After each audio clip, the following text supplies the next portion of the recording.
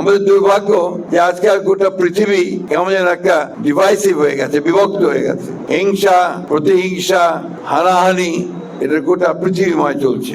এটাকে থেকে বেরিয়ে আসার একমাত্র পথ হচ্ছে সত্যিকার অর্থে মানুষের মধ্যে ভালোবাসা সৃষ্টি করা, মানুষের মধ্যে প্রেম সৃষ্টি করা, মানুষের মধ্যে বেঁচে থাকবার জন্য নতুন করে সমাজ গঠন করবার একটা তাগিদ সৃষ্টি করা, একটা আর্ট সৃষ্টি করা।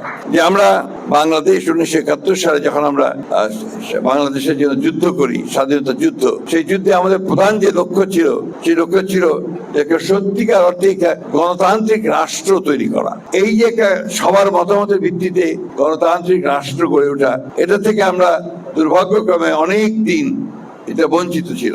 আমরা আবার সুযোগ পেয়েছি। আমাদের ছেলেমেয়েরাই তাদের বুকের তাজা রক্ত দিয়ে আমাদেরকে নতুন একটা সুযোগ তৈরি করে দিয়েছে, একটা নতুন বাংলাদেশ তৈরি করবার, একটা নতুন বাংলাদেশ নির্মাণ করবার। সমস্যাকে দূর করে আমাদেরকে সামনের দিকে এগিয়ে যেতে হবে। আমি রবি ঠাকুরের একটা কথা দিয়ে, তার কবিতার একটা অংশ দিয়ে আমি শেষ করব, বেশি কথা বলতে চাই না।